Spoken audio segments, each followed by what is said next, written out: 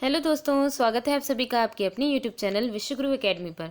तो दोस्तों, आज की इस वीडियो में हम लोग चैप्टर 7 क्लास 8 की साइंस की एनसीईआरटी का इसे डिस्कस करेंगे। इसमें हम लोग पढ़ेंगे पौधे एवं जंतुओं का संरक्षण। यानी यहाँ पे हमें ये देखना है कि पौधे और जंतु जो हैं उनकी उनकी हिफाजत कैसे की जाएगी, उनका संरक्षण कैसे करना है, उसके तरीके और ज़रूरत क्यों पड़ रही है संरक्षण की, ये सारी चीज़ें देखेंगे। ठीक है, तो आइए फिर आज की वीडियो स्टार्ट करते हैं। तो देखिए, इसमें हमने देखा था कि कक्षा 7 क्लास 7 जो थी उसमें क्लास 7 की साइंस में बूझे एवं पहेली ने प्रोफेसर अहमद एवं टीबू के साथ एक वन भ्रमण किया था। तो यहाँ पे भी हमारा साथ प्रोफेसर अहमद देंगे। ठीक है, यानी कि हमारा साथ मतलब बूझ और पहेली के साथ फिर से उनको एक नई जगह ले जाएंगे, वहाँ का भ्रमण करवाएंगे। तो आइए देखते हैं कहाँ लेकर के जाते हैं।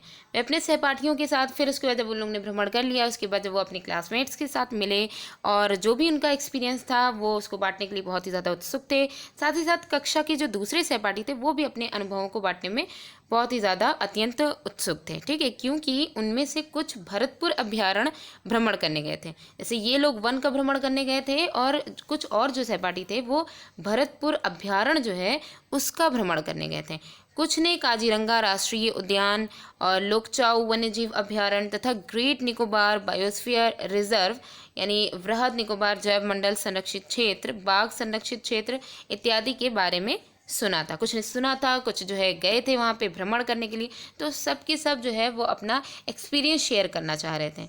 तो आगे जो है सबने एक दूसरे से अपना अपना जो एक्सपीरियंस जो था उसको उन लोग ने जो है शेयर किया। ठीक है, जैसे यहाँ पे पहले का एक क्वेश्चन है कि जो राष्ट्रीय उद्यान है, नेशनल पार्क, वन्य जंतु अभ्यारण्य या वन्य जीव अभ्यारण्य, वाइल्ड लाइफ सेंचुरीज जो होती हैं एवं जैव मंडल, ठीक है, जो बायोस्फीयर है, इन तीनों ही में संरक्षित क्षेत्रों को बनाने का उद्देश्य क्या है। मतलब इन तीनों ही राष्ट्रीय उद्यान, वन्य जीव अभ्यारण्य, जैव मंडल संरक्षित क्षेत्र आखिर इन्हें बनाने की ज़रूरत क्यों पड़ी, क्या ज़रूरत है इनको, क्या ऐसी परेशानी आ गई, क्या ऐसी प्रॉब्लम आ गई कि इनको बनाने की ज़रूरत पड़ी।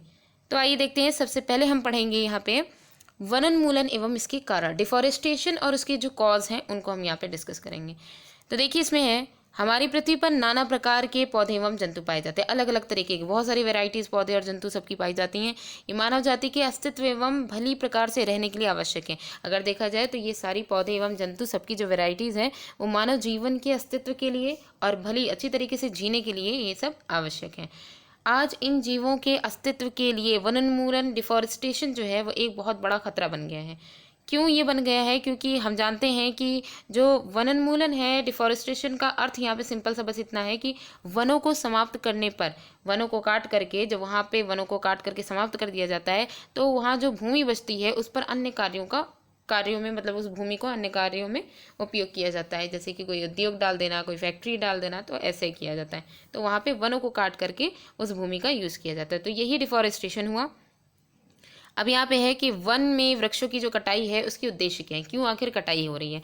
तो यहाँ पे देखते हैं, कृषि के लिए भूमि प्राप्त करना। एक एक चीज़, एक एक पॉइंट इसमें अच्छे से जो है मतलब ध्यान से इसको समझिएगा, क्योंकि आपको जो इसमें इस चैप्टर के जो क्वेश्चंस हैं वो लगभग आपको सारे क्वेश्चंस के जो आंसर हैं वो इसी में ही मिलेंगे। ठीक है, तो हर एक अगर इसमें डिफरेंस भी अगर दिया जा रहा है किसी भी चीज़ में, जैसे राष्ट्रीय उद्यान या फिर जो है अभ्यारण्य में अगर सेंचुरीज़ में अगर डिफरेंस दिया जा रहा है तो उनका भी क्वेश्चंस में जो है क्वेश्चन में वो भी पूछे गए। तो सारी चीज़ें क्लियर होंगी तो बहुत अच्छे से इसे समझिएगा। तो कृषि के लिए भूमि प्रदान करना, आखिर वृक्षों की कटाई क्यों हो रही है। घरों एवं कारखानों का निर्माण करना, घर बनाने के लिए, कारखाना जनसंख्या बढ़ रही है तो घर बनेंगे, और जो है कारखाने वगैरह इसलिए डाले जा रहे हैं ताकि जनसंख्या बढ़ रही है तो उन लोग को जो है रोज़गार के अवसर और प्रदान हो सकें। इसके अलावा जो पेड़ जो कट रहे हैं तो उसकी लकड़ी का यूज़ फर्नीचर बनाने, लकड़ी का ईंधन के रूप में उपयोग करना। तो ये सारे रीजंस हैं, इसलिए वनोन्मूलन किया जाता है। तो ये लाइन बहुत ही ज़्यादा इम्पॉर्टेंट है कि दावानाल जिसे जो है कहा जाता है फॉरेस्ट फायर, जो जंगलों में जो आग लग जाती है ना उसे दावानाल कहते हैं, फॉरेस्ट फायर। और साथ ही साथ भीषण जो सूखा पड़ जाता है, सीवियर एकदम ड्रॉट जो पड़ता है, वो भी सब डिफॉरेस्टेशन, वनोन्मूलन के प्राकृतिक कारक हैं। तो देखा जाए तो ये दोनों ही सबसे बड़ा रीज़न है इसका, डिफॉरेस्टेशन का। ठीक, तो काफ़ी इंपॉर्टेंट लाइन है। उसके बाद यहाँ पे क्रियाकलाप ये दिया गया है कि अपनी सूची में डिफॉरेस्टेशन, वनोन्मूलन के अन्य कारणों को लिखिए और इन्हें प्राकृतिक एवं मानव निर्मित में वर्गीकृत कीजिए। तो यहाँ पे जितने भी इस चैप्टर में क्रियाकलाप जो कहे गए हैं उन्हें आपको करना है। ठीक है, तो इसमें जैसे कि जो है सूची बनाना है, वनोन्मूलन के अन्य कारणों को लिखना है कि और कौन कौन से रीजंस हो सकते हैं, और जो भी आपको रीज़न मिले उसमें प्राकृतिक और मानव निर्मित में वर्गीकरण करना है। आगे देखते हैं। नेक्स्ट हेडिंग है हमारी वनोन्मूलन के परिणाम। ये जो डिफॉरेस्टेशन के कॉन्सिक्वेंसेज हैं वो क्या हो सकते हैं। तो पहेली एवं बूझों ने वनोन्मूलन के जो परिणाम हुए उनको याद करने का प्रयास किया। उन्हें स्मरण है कि जब वनोन्मूलन डिफॉरेस्टेशन हुआ, मतलब कि डिफॉरेस्टेशन का जो है फ़र्क क्या पड़ा, उसका इफ़ेक्ट क्या पड़ा, तो उससे पृथ्वी पर ताप, डिफॉरेस्टेशन की वजह से पृथ्वी पर ताप और प्रदूषण, ठीक है, टेम्परेचर और जो पोल्यूशन है उसकी स्तर में वृद्धि हो गई। ठीक, और जो पेड़ पौधे होते हैं वो इनके स्तर को कम करने का काम करते हैं, तो जब वही नहीं है तो इनमें बढ़ोतरी होगी। इससे वायुमंडल में कार्बन डाइऑक्साइड का स्तर बढ़ गया। भौम जल स्तर का भी निम्नीकरण हो गया, क्योंकि भूमि जल का जो रिसाव का जो आधे से ज़्यादा काम तो जो है जो वन होते हैं वही कर देते हैं। ठीक है, तो जब वन ही नहीं है तो भौम जल एक जगह स्थिर नहीं होगा, स्थिर नहीं होगा तो जो है उनका रिसाव का जो मतलब कि भूमि के अंदर जो जल है, वाटर लेवल है, उसका लेवल नीचे गिर जाएगा। उन्हें पता है कि वनोन्मूलन से प्राकृतिक संतुलन भी प्रभावित होता है। यहाँ पे इन दोनों को ये भी पता है कि जब वनोन्मूलन होता है तो प्राकृतिक संतुलन है ये भी प्रभावित हो जाता है। प्रोफेसर अहमद ने उन्हें ये बताया था कि यदि वृक्षों की कटाई इसी प्रकार अगर चलती रही, तो आगे उन्होंने ये चीज़ बताई थी कि इसी प्रकार अगर ये जो वृक्षों की जो कटाई है वो चलती रही तो वर्षा एवं भूमि की उर्वरता में भी कमी आ जाएगी। वर्षा के लिए जल चक्र का चलना ज़रूरी है। ठीक है, वाटर साइकिल जब कंप्लीट होगी तभी वर्षा होएगी। ये वनोन्मूलन होने की वजह से वाटर साइकिल डिस्टर्ब होएगी, वाटर साइकिल डिस्टर्ब होगी तो वर्षा में कमी आ जाएगी। ठीक है, और क्योंकि हमने ये पढ़ा है कि जो इवापोरेशन की जो प्रोसेस होती है वो सबसे ज़्यादा, और इवापोरेशन की जो प्रोसेस होती है वही जल चक्र का मुख्य कारण होता है। ठीक है, और वर्षा का मुख्य कारण होता है। मेन बात तो यहाँ पे ये है। और उसके बाद जो इवापोरेशन का जो सबसे ज़्यादा लेवल जो इवापोरेट होता है वाटर का, वो पेड़ों के द्वारा होता है। तो जितने ज़्यादा पेड़ होंगे उतनी ज़्यादा इवेपोरेशन होगी। तो यहाँ पे पेड़ ही काटे जा रहे हैं। ठीक है, तो इस वजह से वर्षा में भी कमी आएगी। और भूमि की उर्वरता में कमी कैसे आ सकती है, क्योंकि देखिए जो पेड़ पौधे होते हैं वो मिट्टी को बांधे रखते हैं। ठीक है, और जो उपजाऊ जो मिट्टी होती है, वो उपजाऊ जो मिट्टी की परत होती है वो ऊपरी परत होती है। पेड़ पौधे जब काट दिए जाएंगे तो उनको बांधे रखने का जो काम करने वाले हैं वो तो है नहीं। ठीक है, और बाढ़ वगैरह अगर आई तो ऊपर की जो सतह है मिट्टी की वो उसका अपर्दन हो जाएगा, वो वहाँ से हट जाएगी और फिर उसके बाद सिर्फ चट्टान ही रहेगी। मतलब कि मेन उर्वरक जो है लेयर है, उर्वरक फर्टिलाइज जो लेयर है वो हट जाएगी। ठीक है, तो इसकी वजह से ऐसा होगा। इसके अतिरिक्त बाढ़ एवं सूखे जैसी प्राकृतिक आपदाओं की संभावनाएं भी बढ़ जाएंगी। तो ये सारे रीजंस हो जाएंगे। और यहाँ पे ये कह सकते हैं कि ये लाइन काफ़ी इंपॉर्टेंट है कि जो है डिफॉरेस्टेशन है उसका एक बहुत बड़ा इफेक्ट ये पड़ता है कि बाढ़ और सूखे जैसी जो नेचुरल डिज़ास्टर हैं उनकी जो है इनकी संभावनाएं बढ़ जाएंगी। ठीक है, आगे देखते हैं। यहाँ पे एक क्वेश्चन है बूझो का, उससे भी देख लेते हैं कि जो वनोन्मूलन है उससे एक और जहां वर्षा में कमी आ रही है, दूसरी ओर बाढ़ आना कैसे संभव है। तो इसे भी देख लेते हैं कि आखिर ये कैसे संभव है। याद कीजिए कि प्रकाश संश्लेषण की क्रिया में पौधों को भोजन बनाने के लिए कार्बन डाइऑक्साइड की आवश्यकता होती है।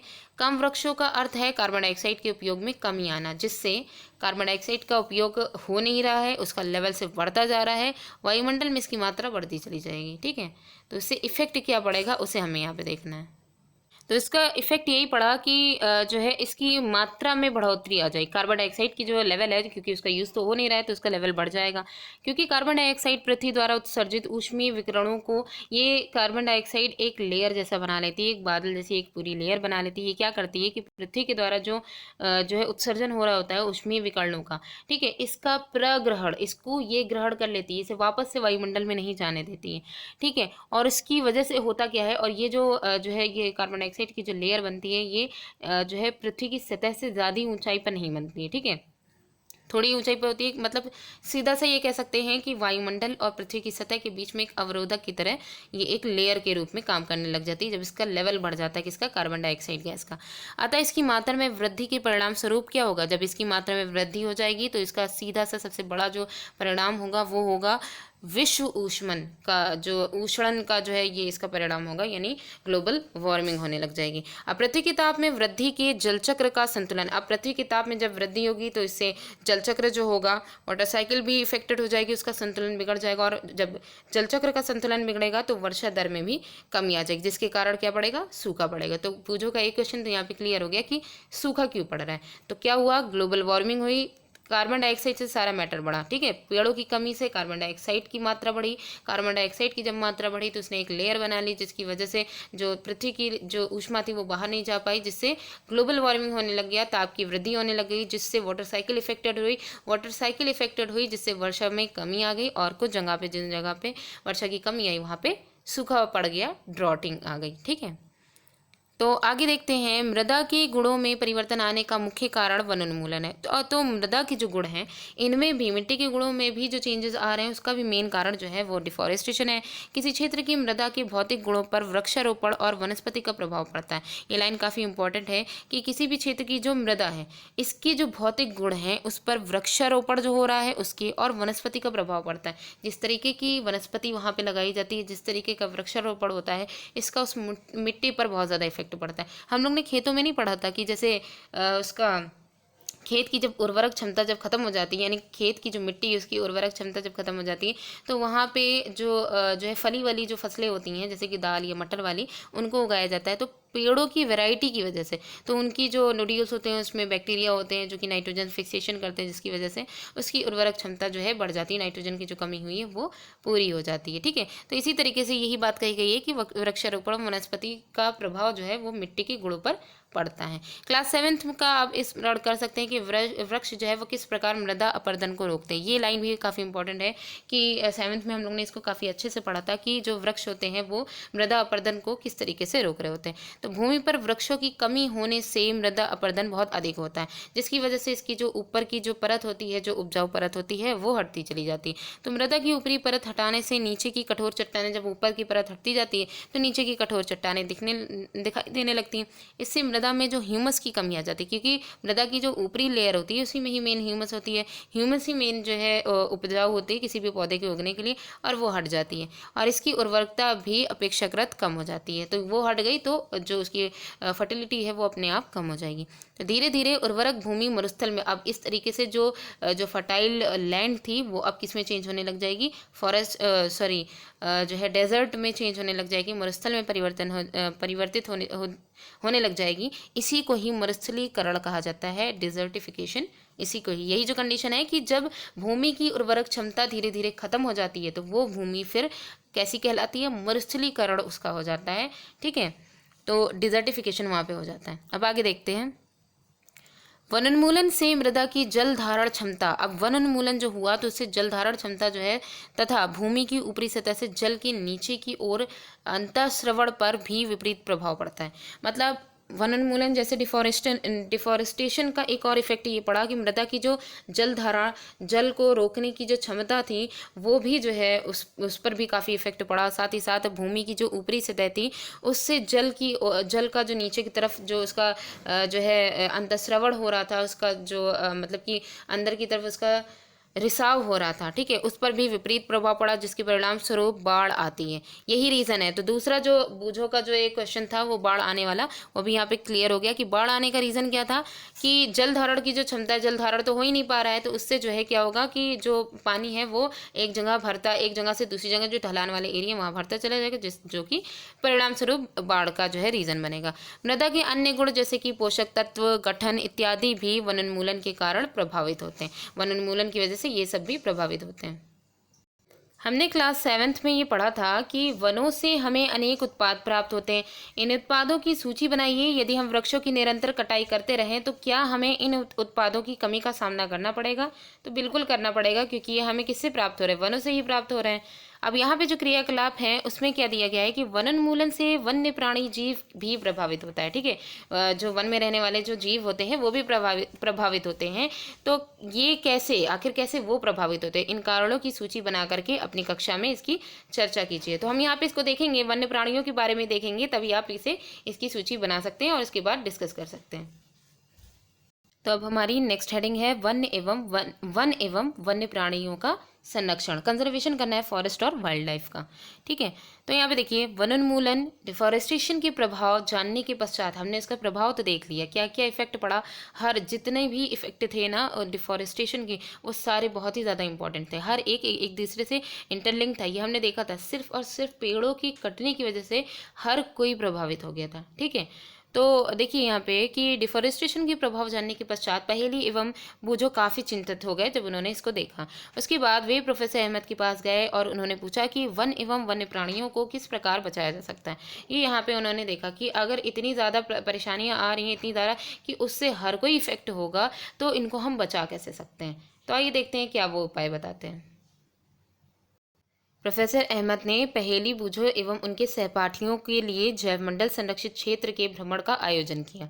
ठीक है, तो यहाँ पे इन्होंने क्या किया कि प्रोफेसर अहमद, वो लोग काफ़ी ज़्यादा चिंतित हुए, तो इसके लिए प्रोफेसर अहमद ने पहेली बूझो और उनके जितने भी उनके क्लास के जो क्लासमेट्स थे, जो इसके बारे में जानना चाहते थे, उन सब के लिए बायोस्फीयर रिजर्व के लिए, मतलब कि जैवमंडल संरक्षित क्षेत्र जो थे उसके भ्रमण का आयोजन उन्होंने किया। इसके लिए उन्होंने एक जगह जो है डिसाइड की, वो थी पचमढ़ी जैव मंडलीय संरक्षित नामक क्षेत्र को चुना। ठीक है, उसके लिए उन्होंने पचमढ़ी जो जैव मंडलीय बायोस्फीयर रिजर्व है, ठीक है, जैव मंडलीय संरक्षित नामक क्षेत्र जो है, इसको उन्होंने चुना। वे जानते हैं कि इस क्षेत्र के पौधे एवं जंतु ऊपरी हिमालय की श्रृंखलाओं एवं निचले पश्चिमी घाट के समान हैं। तो ये जो है पचमढ़ी जैव मंडलीय संरक्षित क्षेत्र, इसके बारे में काफ़ी अच्छे से देखिएगा, क्योंकि इसके ही अंदर काफ़ी सारी चीज़ें हमें इसमें जो है मिल जाएंगी, इसके काफ़ी सारी चीज़ें इसमें क्लियर भी होंगी, डिस्कस भी हो जाएंगी। तो देखिए इसमें प्रोफेसर अहमद का विश्वास है कि इस क्षेत्र की जैव विविधता बहुत ही ज़्यादा अनूठी है। ठीक है, तो यहाँ का जो बायोस्फीयर, यहाँ की जो जैव विविधता है, बहुत ही ज़्यादा अनूठी है। उन्होंने वन कर्मचारी वहाँ के जो कर्मचारी थे श्री माधव जी से जैव मंडलीय संरक्षित क्षेत्र के में बच्चों का मार्ग निर्देशन करने का अनुरोध किया, क्योंकि वो वहाँ के कर्मचारी थे, वहाँ की अधिकांश चीज़ों के बारे में उनको पता होगा। ठीक है, तो इस वजह से उन्होंने कहा कि बच्चों का आप मार्ग निर्देशन करिए और जो है उनको बताइए यहाँ की चीज़ों के बारे में। तो उन्होंने बताया कि जैविक महत्व के क्षेत्रों का संरक्षण हमारी राष्ट्रीय परंपरा का एक भाग है। उन्होंने सबसे पहली बात जो ये बताई, वो ये बताई कि जो जैविक महत्व है, ठीक है, तो जैविक महत्व के जो क्षेत्र हैं, जो बहुत ही ज़्यादा इम्पॉर्टेंट हैं, ठीक है, उनका संरक्षण, उनकी सुरक्षा करना हमारी राष्ट्रीय परंपरा का एक भाग है। अब आगे देखते हैं कि यहाँ पे जैसे दिया गया है कि जैव मंडल जो बायोस्फीयर है वो पृथ्वी का वह भाग है जिसमें सजीव पाए जाते हैं। तो हम लोग ने ये पढ़ा था काफ़ी, जो बायोस्फीयर के अंदर जो और जितने भी मंडल हैं, ठीक है, उन सबको भी हम लोग ने पढ़ा था, जैसे कि जो जल मंडल जो था और स्थल मंडल, ठीक है, वायुमंडल, इन सब के बारे में हम लोग ने, एटमॉस्फेयर वगैरह सबके बारे में हम लोग ने पढ़ा है। लेकिन जैव मंडल यानी बायोस्फीयर वो होता है, वो पृथ्वी का वह भाग होता है जिसमें जितने भी सजीव पाए जाते हैं। तो वो सजीव में वो जल में पाए जाने वाले सजीव, हवा में पाए जाने वाले, वायु में पाए जाने वाले सजीव और स्थल पर पाए जाने वाले सजीव सब आ जाएंगे, अथवा जो जीवन यापन के योग्य हैं।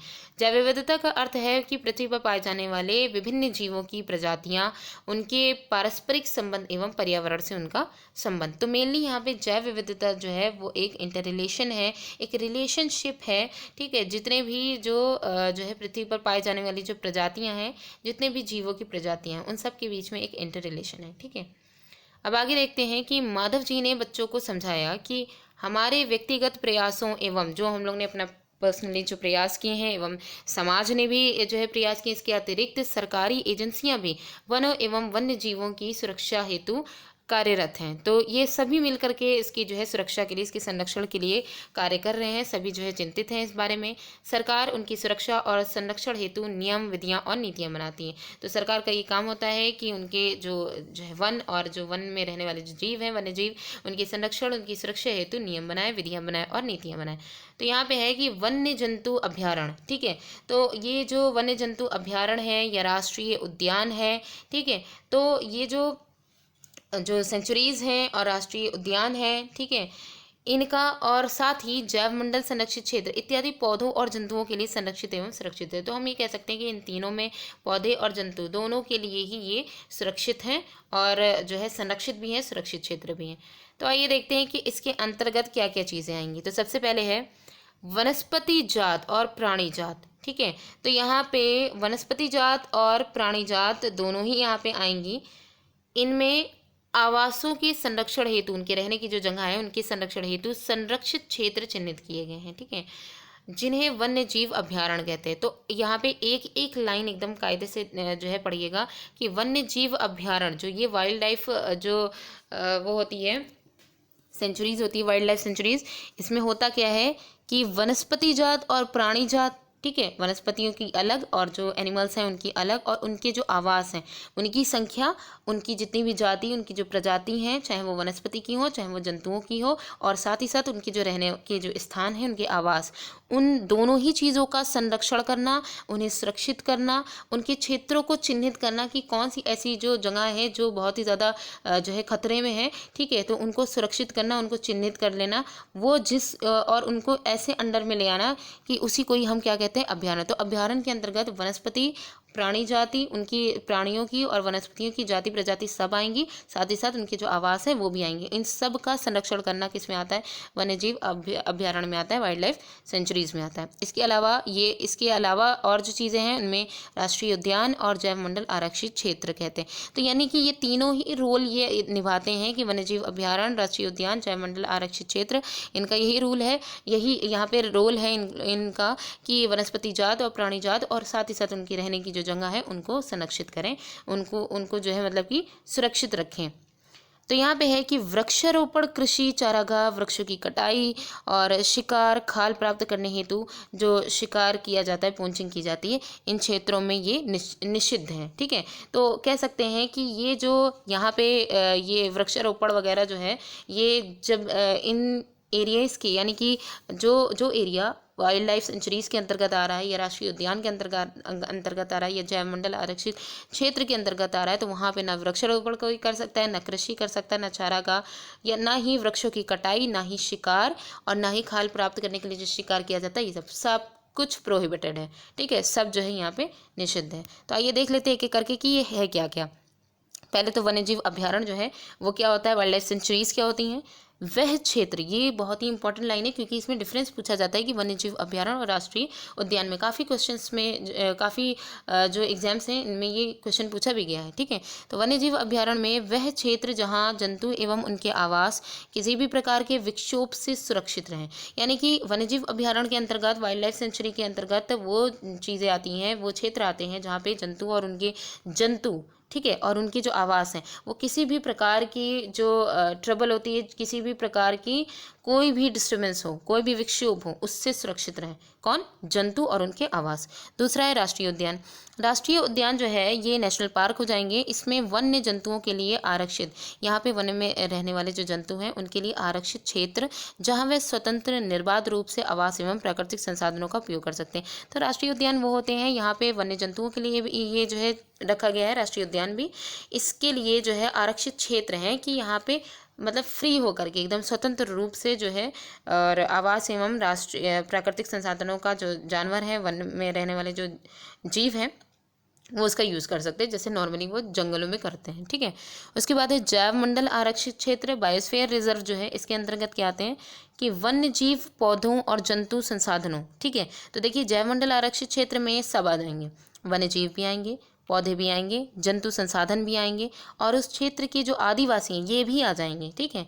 उस क्षेत्र के जो आदिवासी हैं उनके पारंपरिक ढंग से जीवन यापन हेतु विशाल संरक्षित क्षेत्र, तो हम कह सकते हैं कि जैव मंडल आरक्षित क्षेत्र के अंदर सब आ जाएगा, ठीक है। तो ये जो जीव जो है वाइल्ड लाइफ सेंचुरीज भी आ जाएंगी, नेशनल पार्क भी आ जाएगा, सब आ जाएगा। तो इसमें वन्य जीवन भी आ जाएगा, पौधे भी आ जाएंगे, जंतु भी आ जाएंगे, आदिवासी वहाँ रहने वाली जो कुछ जनजातियाँ हैं वो भी इसके अंतर्गत आ जाएंगी, उनको भी जो है संरक्षित किया जाएगा, ठीक है। उनको भी जो भी उनको प्रॉब्लम्स हैं उनकी सॉल्व की जाएंगी। अब यहाँ पे क्रियाकलाप क्या दिया गया है कि अपने ज़िले, आप जिस भी ज़िले में रहते हैं, जिस भी प्रदेश में रहते हैं और जिस देश में रहते हैं, ठीक है, जाहिर सी बात है हम लोग भारत देश में रहते हैं, बाकी ये जो काम है प्रदेश और ज़िले का ये आप लोग कर सकते हैं। तो इसमें देश के राष्ट्रीय उद्यानों, वन्य जंतु अभ्यारण्य एवं जैव मंडल, तो यहाँ पे क्या क्या करना है, नेशनल पार्क और जो है वाइल्ड लाइफ सेंचुरीज हैं, वन्य जंतु अभ्यारण्य एवं जैव मंडल आरक्षित क्षेत्र, बायोस्फीयर जो रिजर्व हैं, इन सब क्षेत्रों की संख्या ज्ञात कीजिए कि आपके जिले, आपके प्रदेश में इनकी संख्या क्या है, और इसको सारणी में फिल करिए। ठीक है,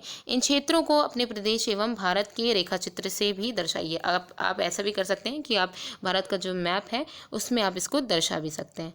नेक्स्ट रीडिंग है हमारी जैव मंडल। तो यहाँ पे ये जो सीरीज़ है ना, इसी में ही आपको ये चीज़ करनी है। आप जिस जिले में रह रहे हैं, जिस प्रदेश में रह रहे हैं, वहाँ पे कितने अभ्यारण्य हैं, कितने वहाँ पे राष्ट्रीय जो है नेशनल पार्क हैं, ठीक है, राष्ट्रीय उद्यान जितने भी हैं, जितने भी जो है ये बायोस्फीयर रिजर्व हैं, इन सब की संख्या आपको यहाँ पे डिनोट करनी है। यहाँ पे जो सारणी दिखाई है, जैवमंडल अभ्यारण्य आरक्षण क्या होता है, तो ये वाला जो है बायोस्फीयर रिजर्व, अब इसकी बारी आएगी कि जैवमंडल आरक्षण में, जिसमें हम लोग सब कुछ पढ़ेंगे।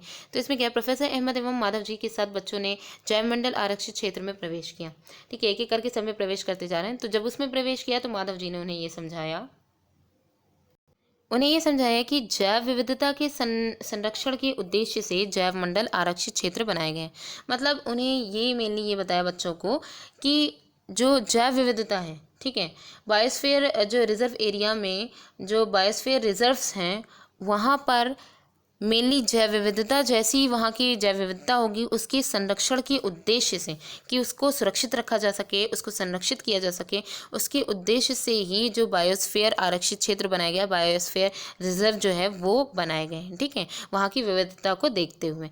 जैसा कि आप जानते हैं कि जैव विविधता का अर्थ होता है, जैव विविधता का अर्थ क्या होता है वो यहाँ पे आप देख लीजिए तो और अच्छे से क्लियर हो जाएगा। तो जैव विविधता का अर्थ होता है कि किसी भी क्षेत्र विशेष में पाए जाने वाले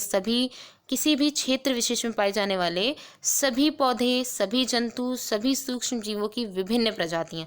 ठीक है, तो ये सब किसके अंतर्गत आती हैं, जैव विविधता के अंतर्गत आती हैं। तो ये चीज़ आपको एकदम कायदे से क्लियर हो गई कि जैव विविधता होती क्या है, कि एक पर्टिकुलर एरिया, विशिष्ट एरिया ले लिया गया जिसके अंतर्गत जितने भी प्लांट, जितने भी जंतु, जितने भी सूक्ष्म जीव हैं वो सब आ जाएंगे, उनकी सारी प्रजातियाँ आ जाएंगी। किसी क्षेत्र का जैव मंडल आरक्षित क्षेत्र उस क्षेत्र की जैव विविधता एवं संस्कृति को बनाए रखने में सहायक होता है। तो यहाँ पे हम ये कह सकते हैं कि ये जो बायो रिजर्व होता है, ये उस जो जिस भी क्षेत्र का ये बायो रिजर्व है, वहाँ के जो जैव मंडल आरक्षित क्षेत्र हैं वो वहाँ की विविधता और वहाँ की संस्कृति को बनाए रखने में ये सहायक होते हैं।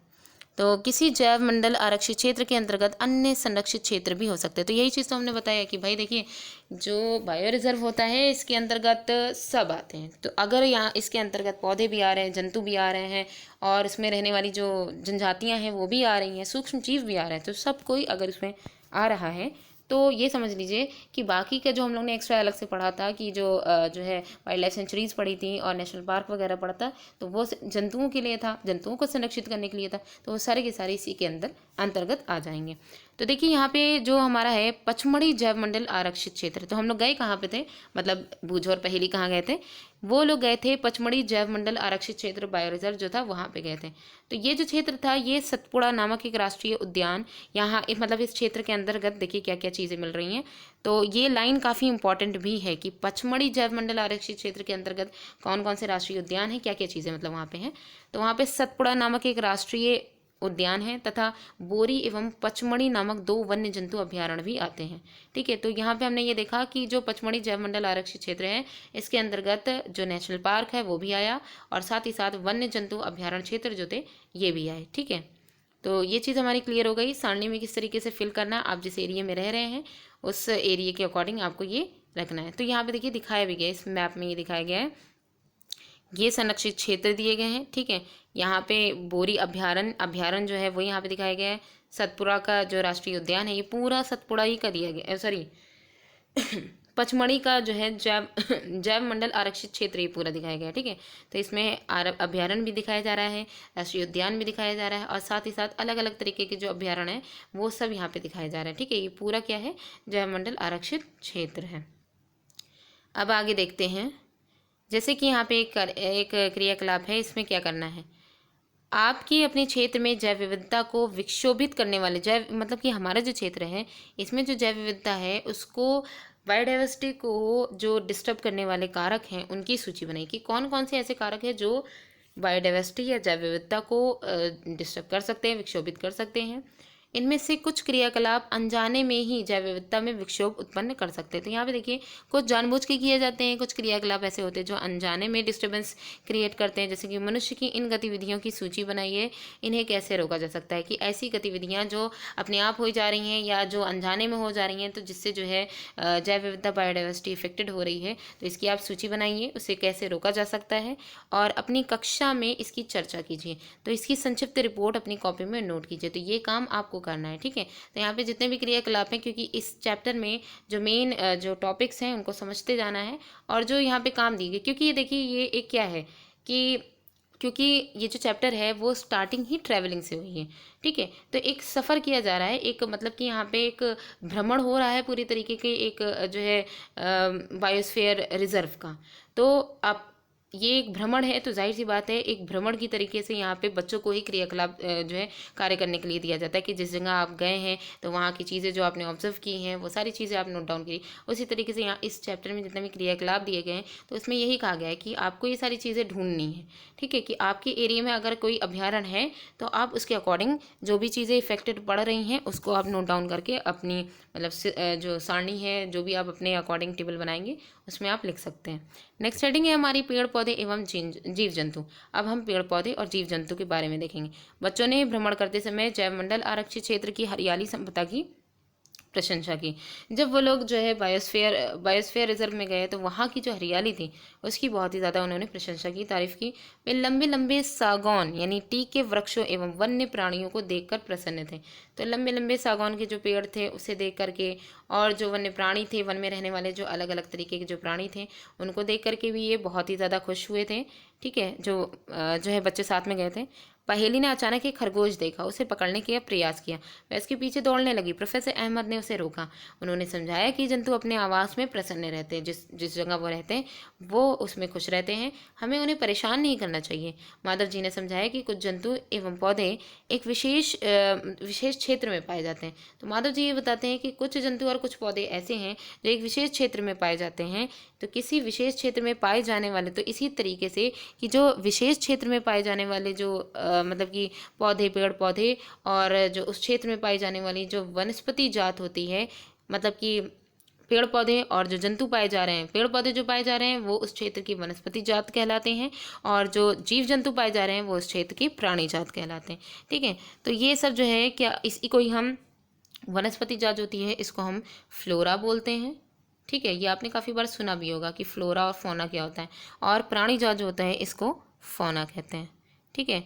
तो ये क्या हुआ, ये हुआ कि किसी विशेष क्षेत्र में पाए जाने वाले एक स्पेशल एरिया, ठीक है, वहाँ पाए जाने वाले पेड़ पौधे उस क्षेत्र के वनस्पति जात यानी फ्लोरा कहलाते हैं एवं जीव जंतु प्राणी जात यानी फौना कहलाते हैं, ठीक है। तो ये हो गया फ्लोरा और फौना, पेड़ पौधे और जीव जंतु।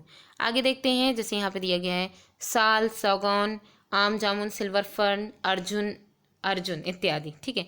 ये सब वनस्पति जात हैं, ये सब जो है फ्लोरा में आते हैं। तथा चिंकारा, नीलगाय, बार्किंग हिरन और चीतल, तेंदुआ, जंगली कुत्ता, भेड़िया इत्यादि ये सब पचमढ़ी जैवमंडल आरक्षित क्षेत्र के प्राणी जाति यानी फौना है, ठीक है। तो यहाँ पे कुछ एग्जाम्पल दिया गया है कि ये किसके दिए गए हैं, पचमढ़ी जैवमंडल आरक्षित क्षेत्र में किस किस तरीके के जो जंतु पाए गए। तो यहाँ पे हमने फ्लोरा में देखा साल, सागौन, आम जामुन, सिल्वर फर्न, जो ऐसे नाम जो है पहले कभी ना सुने हो उसे ध्यान रख लीजिएगा।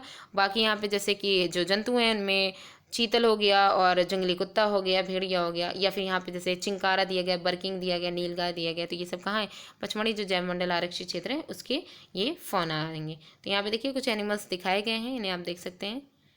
तो ये हिरन है, ठीक है, और जो बाघ वगैरह है, चीतल, जंगली कुत्ता, इन सब के यहाँ पे स्ट्रक्चर, और कुछ यहाँ पे जो पौधे हैं उनका भी दिखाया गया। तो ये जो है फर्न का जो पौधा है उसको दिखाया गया, ये जामुन का पौधा है, ठीक है। तो ये सारी चीज़ें हो गई। आगे देखते हैं नेक्स्ट जो हमारा क्रियाकलाप, अब यहाँ पे देखिए क्या काम दिया गया है। इसमें कहा गया है कि अपने स्थानीय क्षेत्र के वनस्पति जात और प्राणी जात की पहचान कर उनकी सूची बनाइए। अब जाहिर सी बात है आप जिस एरिया में रह रहे हैं वहाँ पे जो फ्लोरा और फौना है अगर आप उसको पहचान सकते हैं, उसे ढूंढ सकते हैं, जितने भी तरीके के आपको मिल रहे हैं उनकी आप उनको पहचानिए और उनकी सूची बनाइए। नेक्स्ट हेडिंग है हमारी विशेष क्षेत्रीय प्रजाति। अब ये जो स्पेशल मतलब कि एक विशेष क्षेत्रीय प्रजाति हैं, एक एंडेमिक स्पीशीज़ जो हैं उनके बारे में हम डिस्कस करेंगे। बच्चे शीघ्र ही शांतिपूर्वक गहरे वन में। अब क्या हुआ कि धीरे धीरे वो जो है, वैसे भी पूरे जो बायो रिजर्व था, बायोस्फीयर रिजर्व, उसमें तो वो लोग भ्रमण कर ही रहे थे। अब वहाँ जंगल के इस एक ऐसे एरिया में चले गए जो बहुत ही शीघ्र ही एक शांतिपूर्वक गहरे वन में प्रविष्ट हो गए। गहरा जो एरिया होता है वहाँ बहुत शांति होती, वहाँ वो लोग चले गए। बच्चे एक विशालकाय गिलहरी को देख करके अचंभित रह गए, एक बड़ी सी गिलहरी को देख करके। इस गिलहरी की एक लंबी फरदार पूंछ है। वे इसके विषय में जानने के लिए बहुत ही उत्सुक हैं। माधव जी ने बताया कि इसे विशाल गिलहरी भी कहा जाता है। इसका जो नाम है वो विशाल गिलहरी है, तो विशाल गिलहरी भी इसे कहा जाता है और ये यहाँ की विशेष क्षेत्रीय स्पीशीज़ है। तो ये इन्होंने जो है माधव जी ने बताया कि जो जिएंट स्क्वेरल है उसके बारे में उन्होंने कहा कि ये यहाँ की विशेष क्षेत्रीय स्पीशीज़ है। ठीक है, तो अब हम लोग देखते हैं कि जो एंडेमिक स्पीशीज़ हैं वो उनमें कौन कौन से आएंगे। तो पौधे एवं जंतुओं की वह स्पीशीज़ जो किसी विशेष क्षेत्र, कोई स्पेशल जो क्षेत्र होता है उसमें विशिष्ट रूप से पाई जाती है। कहने का मतलब है जो वो उस एरिया में पाई जा रही है, वो पूरा जो इतना बड़ा अभ्यारण्य है, इतना बड़ा जो है बायोस्फीयर रिजर्व है, उसमें कहीं नहीं पाई जा रही है, सिर्फ उसी एरिया में पाई जा रही है। तो वो विशिष्ट रूप से वहीं पर ही पाई जा रही है। तो ऐसी जो स्पीशीज़ हैं, ऐसी जो प्रजातियाँ हैं, इन्हीं को ही हम विशेष क्षेत्रीय स्पीशीज़ कहते हैं, एंडेमिक स्पीशीज़ कहते हैं। ठीक है, ये किसी अन्य क्षेत्र में प्राकृतिक रूप से नहीं पाई जाती हैं। और अभी जैसे हमने बताया, ये किसी विशेष प्रकार के, जैसे कि किसी विशेष प्रकार का पौधा या जंतु किसी विशेष क्षेत्र, राज्य अथवा देश की विशेष क्षेत्रीय हो सकते हैं। मतलब कहने का है कि अगर वो किसी राज्य में पाए जा रहे हैं तो वो दूसरे राज्यों में ना पाए, तो ये भी उनके लिए जो है ये कहा जाएगा कि ये एक विशेष क्षेत्र है। ठीक है, माधव जी ने पचमढ़ी जयमंडल आरक्षित क्षेत्र में स्थित साल और जंगली आम के जो पेड़ हैं उनके बारे में भी उन्होंने बताया। जैसे यहाँ पे ये दिखाया गया है, ये जंगली आम का पेड़ है। ठीक है, ये आप देख सकते हैं, ये पचमढ़ी जो है बायोस्फीयर रिजर्व है उसका ये दिखाया गया था। तो इसके बारे में उन्होंने बताया कि जो है उसको दिखा करके विशेष क्षेत्रीय वनस्पति जगत का उदाहरण दिया कि जब उस जो जंगली आम का जो पेड़ था उसको जब उन्होंने दिखाया तो उसके लिए उन्होंने एक एग्जाम्पल दिया कि ये विशेष क्षेत्रीय, मतलब कहने का ये उसी एरिया में पाया जा रहा है और कहीं ये देखने को नहीं मिलता है, जंगली आम का जो पेड़ है। विसन भारतीय विशाल गिलहरी, ये जो विसन है ये ध्यान रखिएगा, ये विसन एक गिलहरी का नाम होता है। ठीक है, ये एग्जाम्स में काफ़ी पूछा जाता है। विसन एक गिलहरी का नाम है जो भारत में पाई जाती है। तो भारत की जो विशाल गिलहरी है, जिएंट स्क्वेरल जो होती है, उसे विसन कहते हैं। तथा उड़ने वाली गिलहरी इस क्षेत्र के विशेष क्षेत्रीय प्रणाली, उड़ने वाली गिलहरी है जो कि पचमढ़ी जो है बायोस्फीयर रिजर्व है वहाँ पे पाई जाती है। ठीक है, तो ये यहाँ की कैसी है, विशेष क्षेत्रीय प्रणाली है कि इसी बायोस्फीयर रिजर्व जो है उसी में ही पाई जाती है, बाकी ये कहीं नहीं पाई जाती है। कौन? उड़ने वाली जो गिलहरी होती है। ठीक है, और यहाँ पे जो एक बताई गई है विसन, विशाल गिलहरी। ठीक, तो यहाँ पे पहले का एक क्वेश्चन है उसे भी देख लेते हैं, फिर आगे बढ़ते हैं। इसने क्या पूछा है कि मैंने सुना है कि कुछ विशेष क्षेत्रीय स्पीशीज विलुप्त हो चुकी हैं, क्या ये सच है? तो आइए देखते हैं। तो प्रोफेसर अहमद ने बताया कि इनके आवास के नष्ट होने बढ़ती हुई जनसंख्या, मतलब कि जो जानवर हैं उनके आवास के नष्ट होने और बढ़ती हुई जनसंख्या एवं नई स्पीशीज के प्रवेश से विशेष क्षेत्रीय स्पीशीज के प्राकृतिक आवास पर, मतलब कि जो उनका जो आवास है वो नष्ट हो रहा है। ठीक है, जनसंख्या बढ़ रही है और नई जो स्पीशीज, उनके अलावा कई और स्पीशीज जो हैं उनके प्रवेश से, तो विशेष क्षेत्रीय स्पीशीज के प्राकृतिक आवास पर प्रभाव पड़ रहा है। ठीक है, तो इस पर प्रभाव पड़ सकता है, इसके अस्तित्व को भी खतरा हो सकता है। इसलिए इसके अस्तित्व को खतरा हो सकता है कि ये जो विशेष क्षेत्रीय जो जीव हैं ये सिर्फ उसी जगह ही पाए जाते हैं और कहीं नहीं पाए जाते। तो अगर उनके ऊपर संकट आया, तो अगर उनकी विलुप्ति की कंडीशन आई तो वो वहीं पे ही खत्म हो जाएंगी। तो यहाँ पे एक गिलहरी दिखाई गई है, ये विशाल गिलहरी है, जिएंट स्क्वेरल का दिखाया गया है। नेक्स्ट है कि यहाँ पे कुछ स्पीशीज दी गई हैं। तो यहाँ पे देखिए, ये जो स्पीशीज़ होती हैं, स्पीशीज़ क्या होती हैं? सजीवों की समष्टि का, सजीवों की जो पॉपुलेशन है उसका एक समूह है। क्या? स्पीशीज़। ठीक है, तो सजीवों की जो पॉपुलेशन है, उनकी जो समष्टि है, उसका एक समूह है जो एक दूसरे से अंतर्जनन करने में सक्षम होते हैं। तो ये इंटरब्रीडिंग, अंतर्जनन करने में ये सक्षम होते हैं एक दूसरे से। इसका अर्थ ये हुआ कि एक जाति के सदस्य केवल अपनी जाति के, मतलब इसका जो इंटरब्रीडिंग का जो यहाँ पे वर्ड यूज़ किया गया है अंतर्जनन का, इसका मेनली अर्थ यहाँ पे ये हुआ कि एक जाति के सदस्य केवल अपनी जाति के सदस्यों के साथ अन्य जाति के सदस्यों को छोड़ करके जननक्षम संतान उत्पन्न कर सकते हैं। कहने का मतलब है कि एक जाति के जो सदस्य हैं वो केवल अपनी ही जाति के साथ इंटरब्रीडिंग कर सकते हैं, जनन करके अपनी जाति को बढ़ा सकते हैं। वो किसी अन्य जाति के जो सदस्य हैं उनसे किसी भी तरीके की कोई रिलेशन नहीं रख सकते हैं। ठीक है, इसके अलावा एक जाति के सदस्यों में सामान्य लक्षण, यही एक कारण है कि जो अपनी ही जाति में जब उनकी जनन की जो प्रक्रिया है वो अपनी जाति के अंतर्गत होती है, तो इसमें से इसलिए उनकी जो लक्षण हैं वो लगभग लगभग उनकी जो जाति के हैं वो लगभग सब में सामान्य पाए जाते हैं। ठीक है, यहाँ पे जो क्रियाकलाप है उसमें क्या है कि इसमें बताना है कि जिस क्षेत्र में आप रहते हैं वहाँ के विशेष क्षेत्रीय पौधों और जंतुओं का पता लगाइए। तो अभी हम लोगों ने जो पढ़ा इसका एक काम भी आपको दिया गया है कि जिस क्षेत्र में आप रह रहे हैं वहाँ के जो विशेष क्षेत्रीय जो है जंतु और जो पौधे हैं, ठीक है, एंडेमिक स्पीशीज़ के जितने भी एनिमल और प्लांट दिए गए हैं उनकी आप उनको देखिए और उनकी आप सूची बनाइए। नेक्स्ट हेडिंग है हमारी वन्य प्राणी अभ्यारण्य। अब यहाँ पे हमें देखना है कि ये जो है एनिमल मतलब कि जो वाइल्ड लाइफ जो सेंचुरीज़ हैं, वन्य प्राणी जो अभ्यारण्य है, इसे मेनली हम वन्य जीव अभ्यारण्य वाइल्ड लाइफ सेंचुरीज, अब इसे डिस्कस करेंगे। इसमें क्या है, शीघ्र ही पहेली ने एक बोर्ड देखा जिस पर लिखा हुआ था पचमढ़ी वन्य प्राणी अभ्यारण्य, ठीक है, wild life sanctuary. Professor Ahmad ने बताया कि आरक्षित वनों की तरह जिस तरीके से वनों को संरक्षित किया गया था उसी तरीके से कुछ ऐसे क्षेत्र हैं जहां वन्य प्राणी यानी जंतु सुरक्षित एवं संरक्षित रहते हैं। इन्हें इसी वजह से इन्हें वन्य प्राणी अभ्यारण्य यानी कि जो है यहाँ पे वाइल्ड लाइफ सेंचुरीज कहा गया।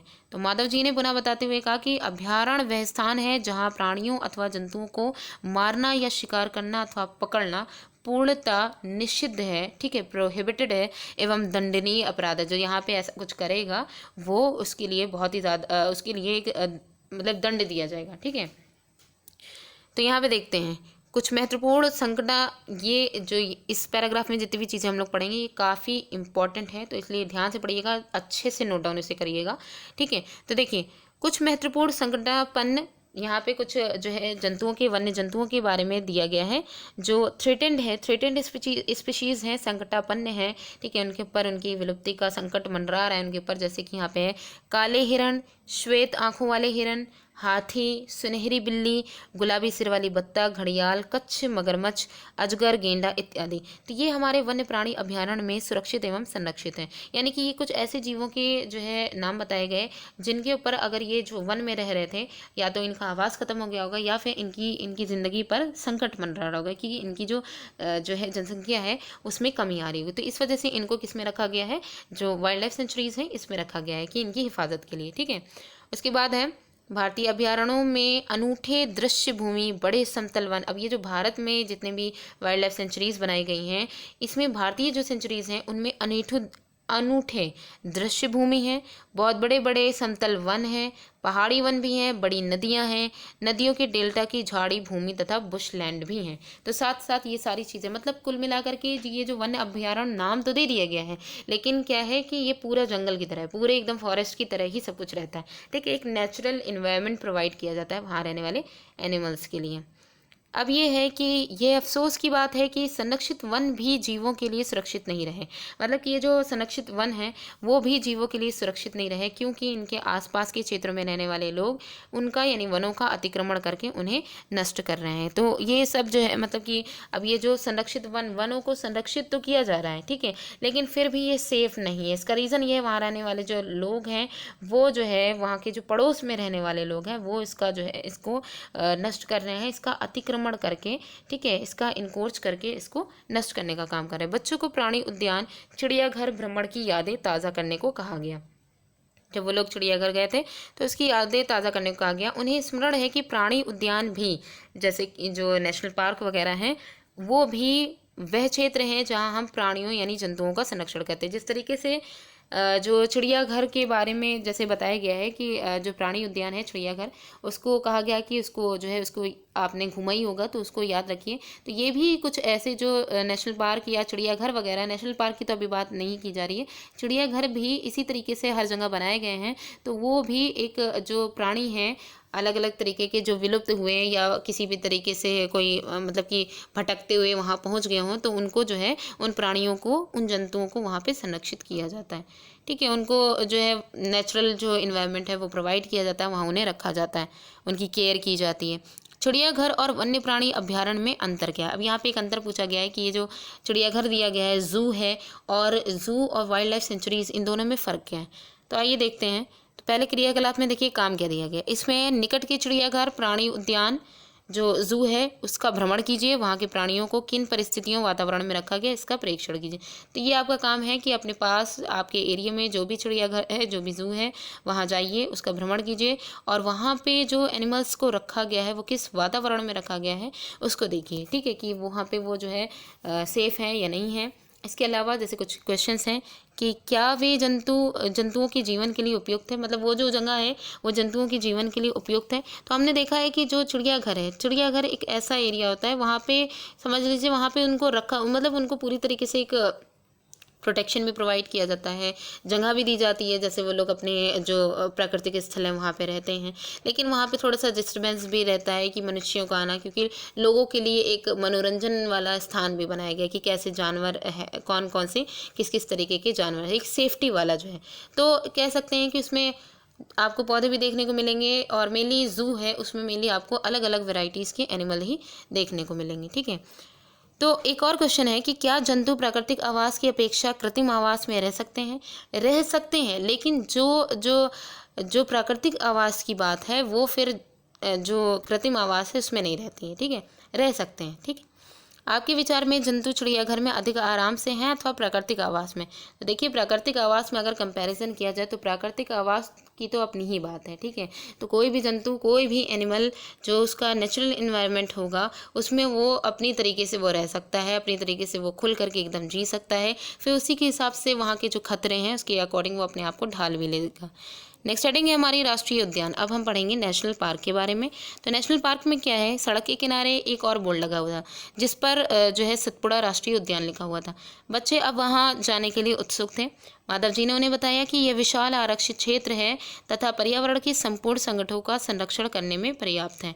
मतलब कहने का ये एरिया उन्होंने बताया कि काफ़ी बड़ा है और जितने भी जो पर्यावरण के जितने भी संगठक हैं उनको यहाँ पे संरक्षित करने का ये एक पर्याप्त एरिया है, ठीक है। इन्हें राष्ट्रीय उद्यान कहते हैं, नेशनल पार्क कहते हैं। ये वनस्पति जाति, प्राणी जाति, फ्लोरा, फौना, दृश्य भूमि तथा ऐतिहासिक वस्तुओं का संरक्षण है। तो हम कह सकते हैं कि जो नेशनल पार्क होते हैं, ठीक है, नेशनल पार्क काफ़ी बड़ा एरिया होता है। तो ये ज़ू और नेशनल पार्क में काफ़ी डिफरेंस देखा जाए तो होता है। तो ये काफ़ी बड़ा एरिया होता है। यहाँ आपको फ्लोरा फौना की जो जातियाँ हैं वो भी आपको देखने को मिलेंगी, दृश्य भूमि भी देखने को मिलेंगी, ऐतिहासिक कुछ जो है जगह है और कुछ वस्तु हैं उनका संरक्षण भी वहाँ पर देखने को मिलेगा, ठीक है। जैसे कि यहाँ पे है कि सतपुड़ा राष्ट्रीय उद्यान भारत का प्रथम आरक्षित वन है। तो ये ध्यान रखिए, ये लाइन काफ़ी इंपॉर्टेंट है कि भारत का जो प्रथम आरक्षित वन जो है वो क्या है, सतपुड़ा जो राष्ट्रीय उद्यान है वो है, ठीक है। सर्वोत्तम किस्म की टीक सागौन इस वन में पाई जाती है। इस वन की जो खासियत है वो क्या है, ये जो सागौन का जो पौधा है जिसे टीक कहते हैं, ये सबसे अच्छी किस्म की यहाँ पे पाई जाती है, ठीक है। तो ये एक जो है पॉइंट काफ़ी इंपॉर्टेंट यहाँ मिल गया। अब आगे देखते हैं। तो यहाँ पे है कि जो सतपुड़ा राष्ट्रीय उद्यान है उसकी चट्टानों में आवास शरण भी स्थित हैं, कि उसकी चट्टानों में जो रहने वाले लोग हैं वो वहाँ पे कैसे रहते होंगे। तो ये भी यहाँ पे स्थित है कि ये इन वनों में मनुष्य की गतिविधियों के प्रागैतिहासिक प्रमाण हैं, जिससे हमें आदिमानव के जीवन यापन के बारे में पता चलता है। यानी कि इन वनों में जो गतिविधियाँ हैं, जो वहाँ पे पत्थर वगैरह में जो स्ट्रक्चर कला वाला जो मतलब कि पिक्चर्स बनाई गई होंगी, तो इससे ये पता चला कि वहाँ पे जो आदिमानव हैं वो कैसे रहते होंगे, उनकी जीवन यापन के बारे में भी जो है उससे पता चलता है। और चट्टानों के इन मानव जो वहाँ की जो चट्टानें उनको काट काट करके जो बनाया गया है, चित्र बनाए गए हैं, उससे ये पता चलता है कि इन मानव आवास में कुछ पेंटिंग कलाकृतियाँ भी मिलती हैं। तो इसी से ही तो मेनली पता चलता है, पहले तो चट्टानें हैं कि इससे ये अंदाज़ा लगाएगा कि अगर यहाँ पे आदि मानव रहते होंगे तो जो है कहाँ रहते होंगे, किस तरीके से रहते होंगे, इसका अनुमान लगाएगा। दूसरा, वहाँ पर जो पेंटिंग बनी हुई थी उससे काफ़ी सारी चीज़ें क्लियर हो जाती हैं। तो पचमढ़ी जैव मंडल संरक्षित क्षेत्र जो है इसमें 55 चट्टान आवास की पहचान की जा चुकी है। यानी कि पचमढ़ी में जो जैव मंडल संरक्षित क्षेत्र है वहाँ पे 55 प्रकार की चट्टानें और चट्टानों की जो आवास है उसकी पहचान की जा चुकी है, ठीक है। तो ये जो लाइन थी काफ़ी इंपॉर्टेंट थी। जंतु एवं मनुष्यों को इन कलाकृतियों में लड़ते हुए, शिकार, नृत्य एवं वाद्य यंत्रों को बजाते हुए दर्शाया गया। ये जो चट्टानों में जो कलाकृतियाँ बनी हुई थी, ठीक है, काफ़ी पहले की ये बनी हुई हैं और इसमें जो है जो जंतु हैं और जो मनुष्य हैं, ठीक है, वो आपस में उनका शिकार करते हुए चित्र है, नृत्य करते हुए, वाद्य यंत्र को बजाते हुए, ये सब कुछ इसमें दर्शाया गया। आज भी अनेक आदिवासी जंगल में ही रहते हैं, ठीक है। अब है जैसे बच्चे आगे बढ़े उन्हें एक बोर्ड और दिखाई पड़ा जिस पर लिखा था सतपुड़ा बाघ आरक्षित क्षेत्र। ठीक है, तो यहाँ पे जो टाइगर्स हैं उनको यहाँ पे संरक्षित करके रखा गया है, उनको बचाने के लिए रखा गया है। माधव जी बताते हैं कि हमारी सरकार ने बाघों के संरक्षण हेतु एक जो है एक प्रोजेक्ट तैयार किया था जिसको प्रोजेक्ट टाइगर या बाघ परियोजना कहा गया, इसे लागू किया गया। इस परियोजना का उद्देश्य में ये था कि अपने देश में बाघों की उत्तरजीविता एवं उनका संवर्धन करना। ठीक है, तो यहाँ पे मेनली इसका जो रीज़न था वो यही था कि जो बाघ हैं, जो टाइगर्स हैं, ठीक है, उनकी सर्वाइवल पर यहाँ पे मेनली उस पर ध्यान देना था। ठीक है, तो उनके संवर्धन में, उनकी उत्तरजीविता में किस तरीके से उनको उनका जीवन यापन उनको करना है, तो इस पर मेनली यहाँ पे ध्यान देना। तो यहाँ पे कुछ एनिमल दिखाए गए हैं, ये बाघ का स्ट्रक्चर है, जंगली भैंसा दिखाया गया है। ठीक है, और कुछ अदर भी दिखाए गए हैं। तो यहाँ पे इसका बूझों का एक क्वेश्चन है, इसे देख लेते हैं। क्या इस वन में बाघ अभी भी पाए जाते हैं? मुझे ये जो पचमढ़ी का जो वन है इसमें बाघ अभी भी पाए जाते हैं। मुझे उम्मीद है कि मैं बाघ देख सकता हूँ। ठीक है, वहाँ पे जिस जगह पे इन लोगों ने ये बाघ संरक्षित क्षेत्र का जो बोर्ड देखा था, तो बाघ उन स्पीशीज़ में से एक हैं जो धीरे धीरे हमारे वनों से विलुप्त होते जा रहे हैं, इस वजह से उनको संरक्षित करके रखा गया है। ठीक है, परंतु सतपुड़ा आरक्षित क्षेत्र में बाघों की संख्या में वृद्धि हो रही है। सतपुड़ा में जो बाघ हैं उनकी संख्या में वृद्धि हो रही है, अतः ये संरक्षण का अनूठा उदाहरण है। तो यही कहा गया कि जो पूरे जो देश में बाघों की संख्या में जो कमी आ रही थी, सतपुड़ा में जो सतपुड़ा वाइल्ड लाइफ जो रिजर्व था, वहाँ पे ये देखा गया कि वहाँ पे उनकी संख्या बढ़ रही थी। किसी समय शेर, हाथी, जंगली भैंसे तथा बारहसिंगा भी सतपुड़ा राष्ट्रीय उद्यान में पाए जाते थे। मतलब किसी समय की बात की जा रही है, यानी इसका मतलब यही है कि इस समय वहाँ पे ऐसे ये सब अब नहीं उपस्थित होंगे। तो वे जंतु जिनकी संख्या एक निर्धारित स्तर से कम होती है, अब ये डिफिनेशन जो है ये काफ़ी इंपॉर्टेंट है। ये किसके लिए यूज़ की गई है कि वे जंतु जिनकी संख्या एक निर्धारित स्तर से कम होती है, जो उनकी टाइमिंग है उससे कम होती है और वे विलुप्त हो सकते हैं। कि मतलब ये कहा गया कि एक उनकी जो संख्या होनी चाहिए कि इस संख्या से अगर रहे तो इनके खात्मे का जो है मतलब कि ज़्यादा वो नहीं है। ठीक है, लेकिन अगर उससे काफ़ी कम हो जा रही है तो उनके विलुप्त, उनके जो है नष्ट होने का यहाँ पे रीज़न हो सकता है। तो ऐसे जंतु जो हैं उनको संकटापन्न इंडेंजर्ड एनिमल कहते हैं। ठीक है, इस तरीके के जो है जंतु होते हैं, तो उनमें बाघ भी आता है। बूझों को डायनासोर के विषय में याद दिलाया गया कि जो लाखों वर्ष पूर्व विलुप्त हो चुके थे।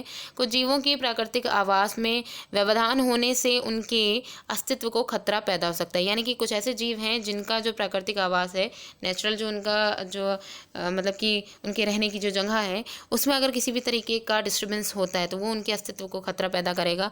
प्रोफेसर अहमद ने बताया कि पौधों और जंतुओं के संरक्षण के उद्देश्य से सभी राष्ट्रीय उद्यानों में कड़े नियम लागू किए गए कि पौधे और जंतु उनका जो संरक्षण उनको सुरक्षित रखा जा सके। इसलिए जितने भी राष्ट्रीय उद्यान, नेशनल पार्क, जितने भी अभ्यारण्य हैं, ठीक है, उन सब में, सेंचुरीज वगैरह में काफ़ी कड़े नियम लागू किए गए और मानवीय गतिविधियां जैसे चराना, अवैध शिकार, जानवरों को पकड़ना, इन सब पर खासी रोक लगाई गई।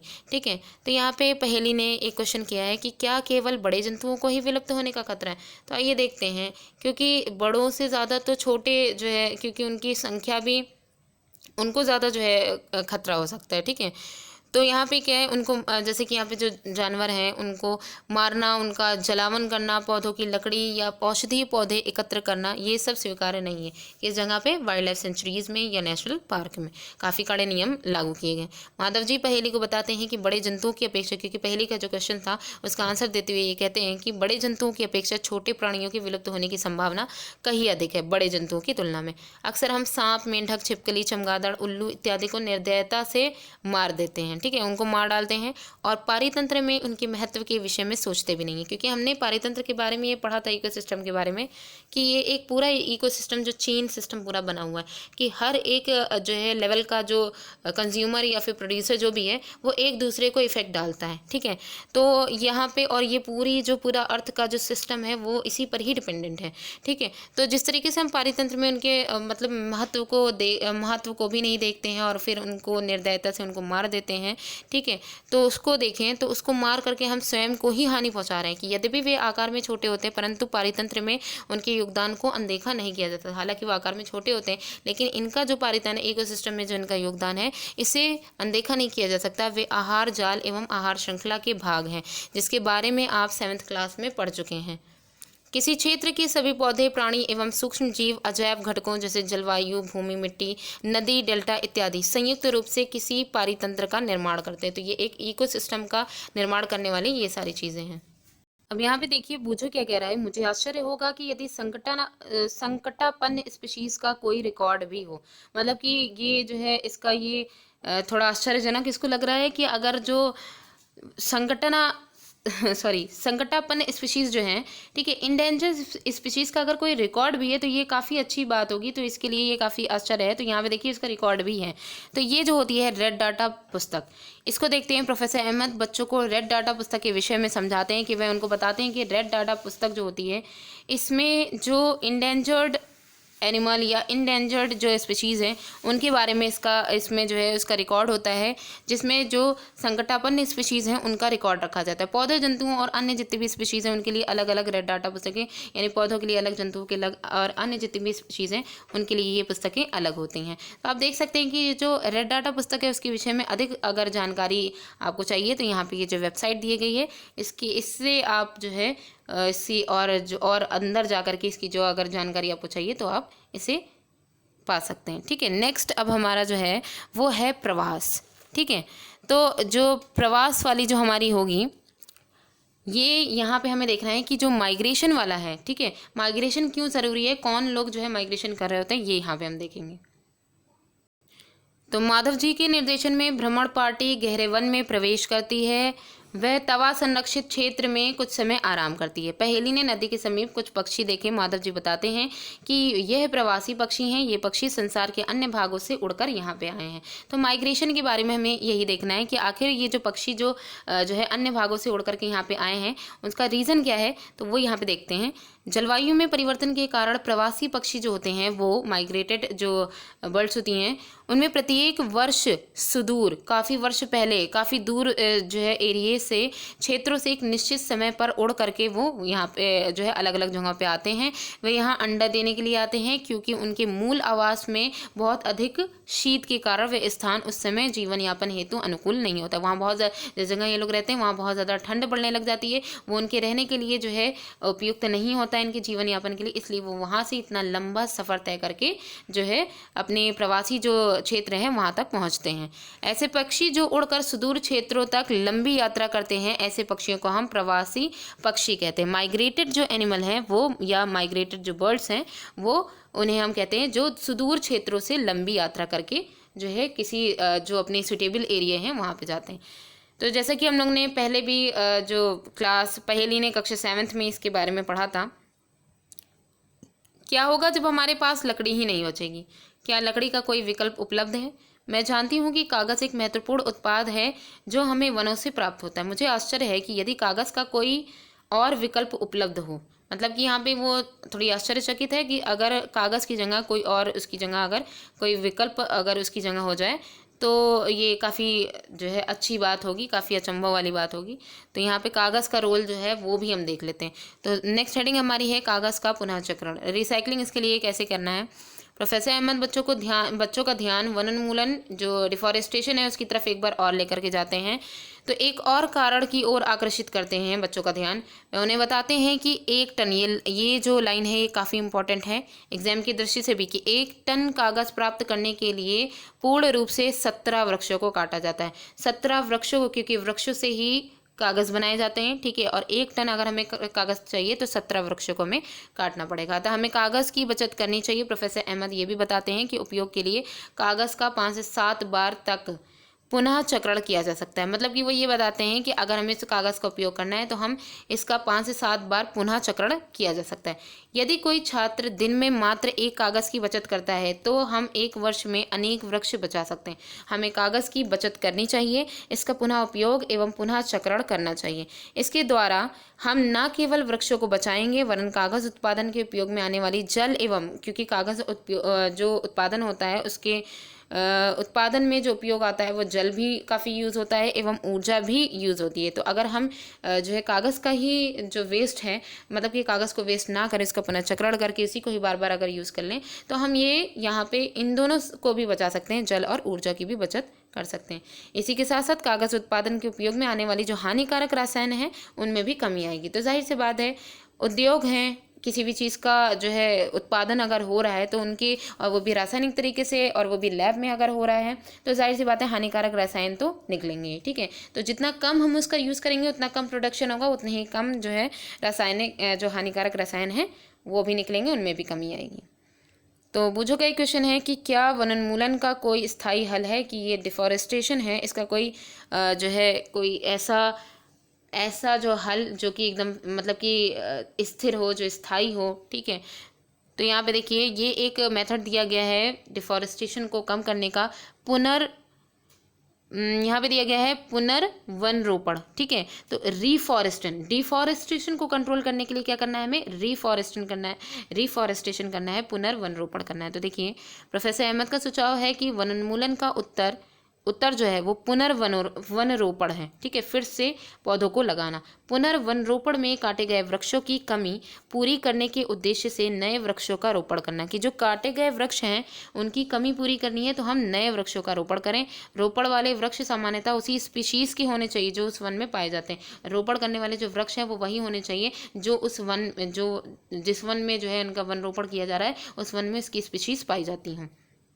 हमें कम से कम उतने वृक्ष तो लगाने चाहिए जितने हम काटते हैं, जितने हम काट रहे हैं उतने वृक्ष हमें लगाने भी चाहिए। प्राकृतिक रूप से भी वन का पुनर्रोपण हो सकता है यदि वनोन्मूलित डिफॉरेस्टेशन वाले जो क्षेत्र हैं उनको आबादित छोड़ दिया जाए, यानी कि जो डिफॉरेस्टेशन हुआ यानी कि पेड़ों को काट लिया गया। ठीक है, फिर इसके ऊपर कोई उद्योग या कुछ बनाया नहीं गया, उसको वैसे ही छोड़ दिया गया, तो वहाँ पर वो पेड़ स्वतः अपने आप ही पुनर्स्थापित हो सकते हैं। प्राकृतिक पुनर्वन रोपण जो होता है उसमें मानव गतिविधियों का कोई स्थान नहीं है। हम अपने, क्योंकि उसमें कोई रोल नहीं होता है, उसमें जो भी होगा सब नेचुरली होगा। हम अपने वनों को अब तक बहुत ज़्यादा हम अपने वनों को नुकसान पहुंचा चुके हैं, बहुत अधिक उसे नष्ट कर चुके हैं। यदि हमें अगली पीढ़ी के लिए हरी संपदा बनाए रखनी है, यानी कि अपनी आने वाली जो पीढ़ी है उसके लिए कुछ हरियाली बचा के रखनी है, तो अधिक वनरोपण ही एकमात्र विकल्प है। ठीक है, प्रोफेसर अहमद ने उन्हें ये भी बताया कि भारत वन संरक्षण अधिनियम है, भारत वन जो है वह एक संरक्षण अधिनियम है। इस अधिनियम का उद्देश्य मेनली है कि प्राकृतिक वनों का परिरक्षण। ये जो अधिनियम बनाया गया था इसका मेन उद्देश्य यही है कि प्रकृति में पाए जाने वाले जो वन हैं उनका परिरक्षण किया जाए, उनका संरक्षण करना, साथ ही साथ ऐसे उपाय भी करना जिससे वन में और उसके समीप रहने वाले जो लोग हैं, ठीक है, उसके पास रहने वाले जो लोग हैं उनकी भी आधारभूत, उनकी जो है निजी जो उनकी आवश्यकताएं हैं वो भी पूर्ति उनकी हो सके। कुछ समय विश्राम करने के पश्चात माधव जी ने बच्चों को वापस चलने के लिए कहा, क्योंकि सूर्यास्त के पश्चात वन में रुकना ठीक नहीं है। तो इस वजह से, क्योंकि जो है काफ़ी सन्नाटा, काफ़ी अंधेरा हो जाता है, ठीक है, और फिर जंगली जानवर जो हैं उनका भी खतरा रहेगा। वापस आने के बाद प्रोफेसर अहमद एवं बच्चों ने इस उल्लासपूर्ण, जो इतना इंटरेस्टेड उनका जो भ्रमण था, ठीक है, उसके अनुभव के लिए माधव जी का आभार व्यक्त किया। तो इस चैप्टर का सिर्फ जो एक क्वेश्चन है बस उसे ही डिस्कस कर लेते हैं, बाकी हमें चैप्टर के अंदर सबका आंसर मिल जाएगा। ठीक है, तो देखिए ये रिक्त स्थानों की पूर्ति करना है। वह क्षेत्र जिसमें जंतु अपने प्राकृतिक आवास में संरक्षित होते हैं वो क्या कहलाता है, वो कहलाता है वाइल्ड लाइफ जो सेंचुरीज होती हैं उसी को ही कहते हैं। ठीक है, वन्य जीव अभ्यारण्य, जिसमें जंतु अपने प्राकृतिक आवास में संरक्षित होता है। किसी क्षेत्र विशेष में पाई जाने वाली जो स्पीशीज होती हैं उनको क्षेत्र विशेष स्पीशीज या क्षेत्र विशेष स्पीशीज कहते हैं। ठीक है, प्रवासी पक्षी जो माइग्रेटेड जो बर्ड्स हैं वो सुदूर क्षेत्रों से परिवर्तन के कारण पलायन करते हैं। किस चीज़ के परिवर्तन कर, वहाँ की जलवायु के परिवर्तन के कारण। ठीक है, वहाँ बहुत ज़्यादा जब ठंड पड़ जाती है तो इस वजह से वो पलायन करते हैं। तो ये क्वेश्चन हो गया। सेकंड क्वेश्चन में देखिए इसी तरीके से सारे क्वेश्चन है कि वन्य प्राणी उद्यान, जैव मंडलीय आरक्षण क्षेत्र जो है उनमें अंतर बताना है, चिड़ियाघर एवं अभ्यारण्य। तो इस तरीके से बाकी जितने भी क्वेश्चन हैं उन सबका जो है आपको आंसर ईजिली चैप्टर अच्छे से हम लोग ने डिस्कस किया है तो सब मिल जाएगा, तो एक बार करिएगा ज़रूर। ठीक है, तो आज की वीडियो यहीं पे ही एंड होती है। नेक्स्ट वीडियो में हम लोग नेक्स्ट चैप्टर के साथ मिलेंगे। Thanks for watching.